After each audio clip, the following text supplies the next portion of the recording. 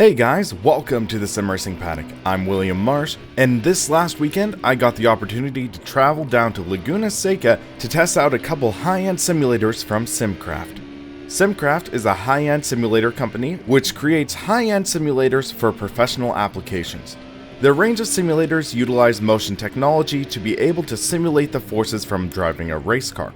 They have a wide range of cockpits which can simulate different forms of motion. Their highest end setup, which will release next year, will simulate a full 6 degrees of freedom, recreating yaw, pitch, roll, surge, sway, and heave.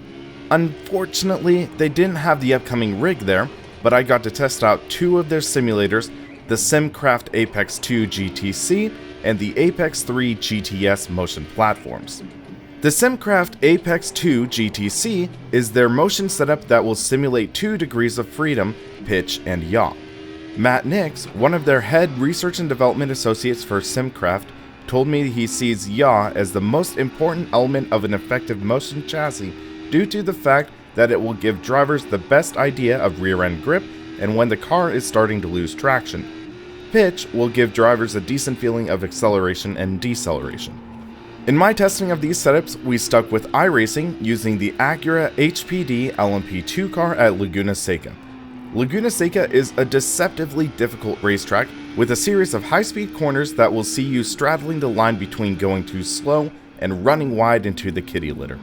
Also, the corkscrew is one of the more challenging corners in all of motorsport with an insane 5-story drop.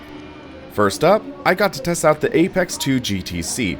The GTC in the name stands for the fact that this is a complete setup and it uses a consumer wheel.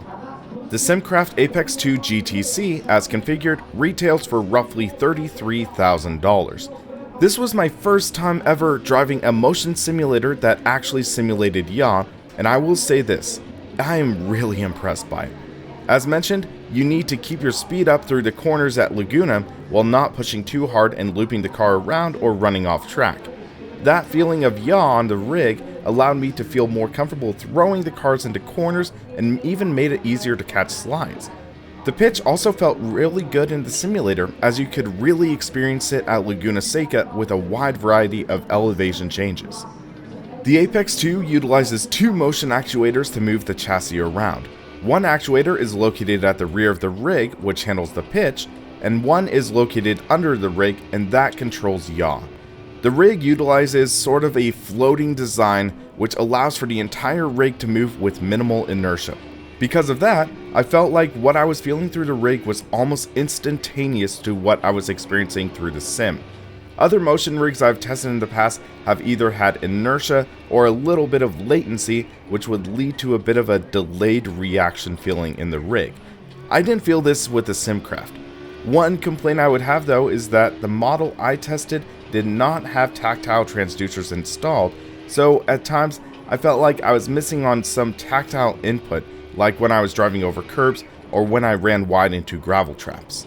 As mentioned, this is the GTC rig, which uses consumer components. This setup was utilizing a Fanatec Club Sport Wheel version 2.0 with a Formula Carbon rim. The rig also had the Fanatec Club Sport shifter to use with cars that either use an H-pattern gearbox or a sequential shifter. What isn't consumer grade though is the pedals. For all of SimCraft's complete simulators, they will utilize their own in-home pedal set. The pedal set uses a set of tilt-in pedals as a base, and then it's converted for simulator use. The gas and clutch utilize potentiometers with a clutch featuring a digressive system. The brake pedal uses a 120 kilogram load cell with a progressive spring assembly, which provides a feeling that was surprisingly similar to the feeling of a hydraulic pedal set. If I could knock one thing about the pedals though, I would say that the rebound of the brake pedal was a little too harsh, where it felt like it was almost pushing you off the pedal, but that could have also just been down to configuration. However, these pedals were a blast to drive with and I enjoyed them a lot. Let me know if you would want me to try to take a closer look at these pedals in a more in-depth review. The Apex 2 simulator comes with a custom-built computer which features an 8th generation Intel i7 processor paired up with an NVIDIA GTX 1070 Ti and 16GB of RAM. That did a solid job powering the 42-inch 1080p TVs at 60 frames per second. However, during my testing, it did seem like there was some CPU bottlenecking, which I would think is down to something going on to configuration. Bottom line though, it is definitely still drivable and it's a ton of fun. Later on, I got to test out SimCraft's Apex 3 GTS simulator, which simulates 3 different kinds of motion: pitch, yaw, and roll. Along with that, this simulator sees a wide variety of additional upgrades, including a direct drive wheel, beefed up computer specs, and an upgrade to triple 4K displays. That means the price has ballooned as well. The price for the Apex 3 GTS is a whopping $60,000. Now, in my experiences testing out motion simulator platforms, I've been a little skeptical with how different sims simulate roll. It always feels like you're driving a van with a lot of body roll, and it just comes off feeling kind of tacky. In the Apex 3 though, my biggest compliment I can give to it is it felt natural. I don't know what it is compared to other setups.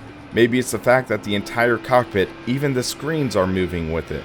Maybe it's the fact that yaw is added in to give it more natural progression and some lateral G-forces. But the bottom line is, I was able to get into this setup, drive, and it felt natural and intuitive. I will say though, driving down the corkscrew in the Apex 3 is miles better than what I experienced in its little brother. That roll will really throw you for a loop, and I freaking love it.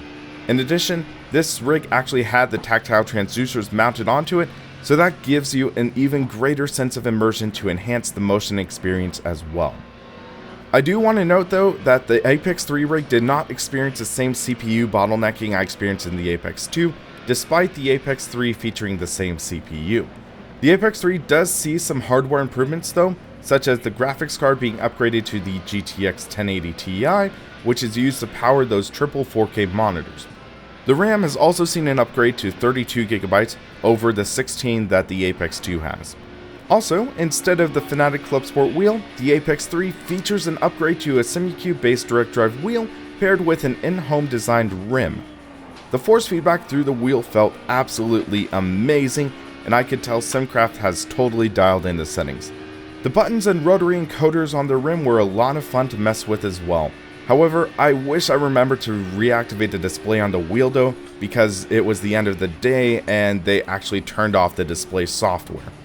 In my driving experience, I would definitely say that these motion rigs are some of my favorites I've ever tested to date. To put it simply, it felt the most natural as well as the most intuitive. I could actually feel how the movements in these simulators were influencing my driving and also making me more confident. Having that additional feel in the rear of the car especially allowed me to be more confident throwing the car into the corners and made me more confident in catching my slides. Now, whether these cockpits are worth the money is another question.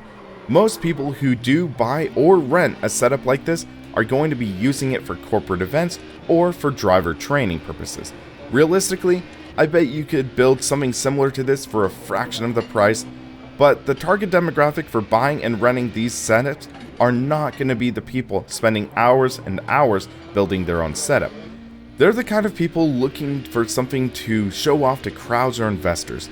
They're looking for something with solid customer support and that could quickly diagnose a problem if it arises. However, if you do get an opportunity to test out one of these cockpits, I would tell you to jump on it. They are a ton of fun and it is truly an awesome experience. Now, I'd love to hear your thoughts. Have you ever driven a cockpit from SimCraft? What did you think? Let us know in the comments. Also, if you like this video, please hit that like button, and if you haven't already, subscribe so you can stay up to date in the latest in sim racing.